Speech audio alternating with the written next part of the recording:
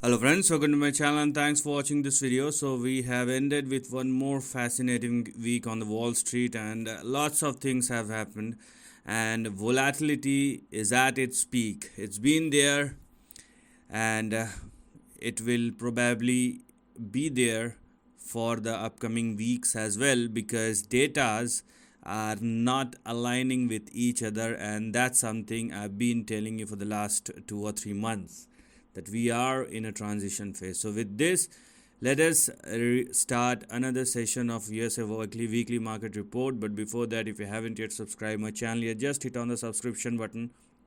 Also hit on the notification bell along with the all button to get my updated video notifications. So let us see what are the main news that has probably impacted or will probably impact the market in the upcoming week. So I'm not going to go into the geopolitics and this is geo-economic war as well. But the thing is, if it calms down, you will see global inflation will go down as faster as it can. But that is something which everybody can pray for, but things are not solving. That's the real situation. As far as Tesla is concerned, the shares closed down 5% after the price cut, and I have been talking about the price chart of Tesla, so you can go and check it out. The long term, the short term, the medium term, each kind of analysis will be available on my channel, so you can go and check it out. So for Dow Jones, we are definitely going to check the chart, so we will catch it up with it later on. Apart from that, let's see. Taylor Swift, Beyonce and Barbenheimer are lifting consumer spending this quarter. So this is now what is happening to push the economy higher. I mean, seriously, uh, who is buying that? And if they do so, can they buy it with each and every concert? I mean, this is not the kind of buying which a real economy should expect. Okay, it will go with daily needs and not because somebody is promoting something and because I have money I'm going to buy it. So this is, I don't know what kind of economics is this. So let's forget about this, and it may have an impact for 1 quarter or 2 quarter, but it depends how much your pocket allows. Okay. Apart from that, US payroll rose by 187,000 in August, and unemployment rate rises to 3.8%. So these two data points are not coinciding with each other. That's another thing which is clearly visible with the headline, and we will if you go and check it out what the overall press release is saying. So the data is not aligning, and that's what my biggest doubt and somewhat problem is, because market will still be volatile if the data is not aligned. I mean, I'm not talking about textbook situation, but things which should be there are not happening right now. Dollar must rise against the stock market. If dollar and stock market both are going higher, then that's not a scenario which exists. Okay, and if it is happening, it means something underlying will change, or the derivative market. When I'm saying derivative, do not take it consider the future and option market. I'm saying the underlying things will change sooner or later. Anyways, so I think this is most of it, and yeah, why penny stocks are so risky. I mean, god damn it, they are risky. I mean, in the last 100 years, and they will be risky in the next 100 years. And if you are buying it just because they are cheap, then you are somebody who is an utterly fool, nothing else. If you don't do your risk and reward analysis, and if you are simply buying something because it is damn cheap, you are going to lose money. There is no other explanation for that. It's not about the price of the stock. It's about if you are taking risk, that's fine, but do you know to do you have that measurement to calculate the risk? What will you do? Do you have the plan, or you are simply buying something because you have watched something or somewhere? I mean, be it anything. Even I am saying something, why are you buying that? Do you have your own analysis afterwards? And if you are not doing it and you are simply because that's resonate with your thinking and you are buying it, then you are taking unnecessary risk. It does not matter. I mean, if I change it to even good stocks, I'm damn sure you are going to lose money, because you are not doing your work properly, and that's what you need to do. Now let us see what is happening in the market, and I think this is the most of it as far as news is concerned. So Dow Jones up by 115 points. Obviously, when inflation rose higher, Dow Jones consists of industrials, most of the industrials, and the companies which are included in Dow Jones, they will increase their prices of their goods and services when inflation goes high, because consumer will be the ultimate payer.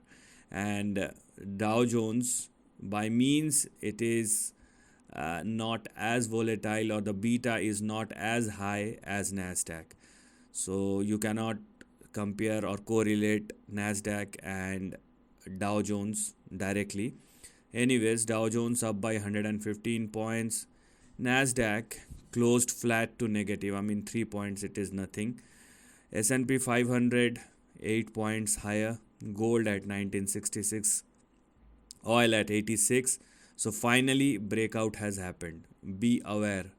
Be aware. I'm telling you seriously. I have talked about it in the last couple of weeks, and because the moment I read this number, I know that breakout has already happened, and next move will happen, or crude will definitely go for 93 or $95 going forward. Be very much aware. US 10-year yield at 4.18, VIX at 13, but it will definitely shoot higher looking at the kind of other data points. Apart from that, we can clearly see most of the short term yields are above way above 5%, which is very good if you are looking for a short term risk free return. More than 5% is a good thing. And then we have, where is the dollar index? I mean, it's gone. It's funny that dollar index is not here. Anyways, we are going to discuss dollar index and WTI crude first. So let's just open the chart, and let's start with WTI crude futures, because now that's what I'm talking about. And as soon as I read the number, I know that there is a breakout that has happened. So be aware. This is not at all a good sign for equity market. And here we are. So if you are looking at the price chart of WTI crude futures, you can clearly see a breakout above $84. And now the least which one can expect, I mean, whatever you may call it as a trading bounce back, or whatever you have your own reason, I'm not going to bother about it. What I simply look at is a breakout above 84, and the next move of a WTI crude future will happen somewhere in between $94 and $98. So be very aware about this price move. Then we have the mighty dollar index, and you can clearly see dollar index, I mean, it is making some nasty moves. This is not going to good for the stock market. This is not at all going to good for the stock market, because it looks like finally it has retested its breakout, and it has reconfirmed that it is now ready to swing higher. So what one can do for dollar index now, because it is sustaining above 103 or more, so if dollar index continues to sustain above 103, the next move for dollar index will be 104.7, then we have 106, and it may swing up to 108 as well. So we have lot to look at as far as dollar index is concerned. So neither WTI crude nor dollar index is giving you any positive sign, and when both things turns negative, let me tell you, it is not good for the stock market. So the two prime indicators which will drive the stock market are not at all giving you a very good sign. So let's discuss what we have going forward in the next couple of days going forward, and what the charts are saying. I mean, obviously, I'm talking about the three major indices, and I'm not going to do further analysis this week because I also have to look at, how the market will behave moving forward.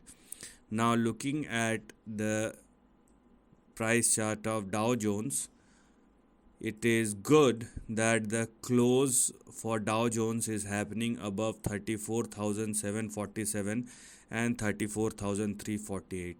Now remember these two levels, because if Dow Jones by any chance closed below 34,348 or less, a downside will resume again. Okay, so make sure that Dow Jones is not going below these two levels.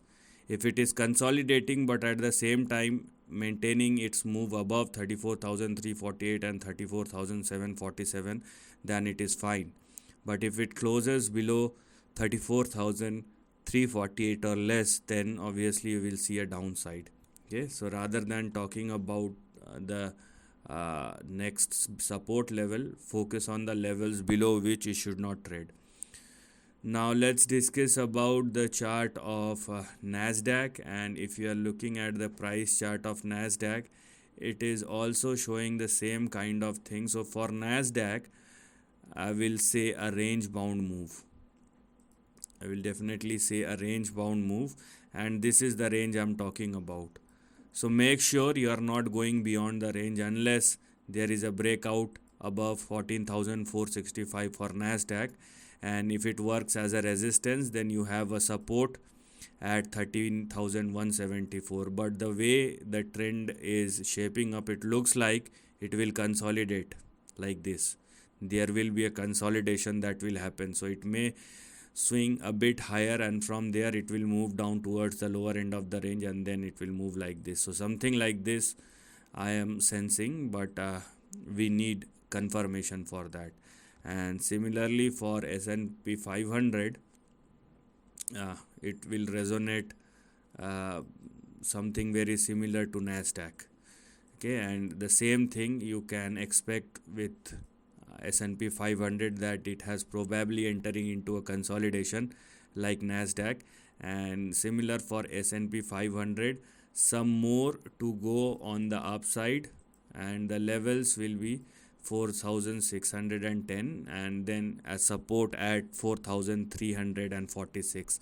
So this is how the overall price chart looks like, although it looks like more of a consolidation rather than an upside or downside, or even there is a correction which we can see it will happen, or it will probably happen within the range. That's what one can sense. But what is not good about the stock market moving forward in the next 1 week will be the price breakout in WTI crude futures, and more than that, a breakout confirmation in dollar index. Those two things are not at all giving any positive direction for the stock market, and that's what we need to be aware of. So don't do anything funny. If you don't understand, stay out of the market. Okay, I'm not talking about the long-term investment is a different ball game. I'm talking about the next 1 week. So be specifically or be very specific, or be very sure about the things which you are going to do, because market has already turned volatile and the volatility continues. So this is the end of the video. Thanks for watching.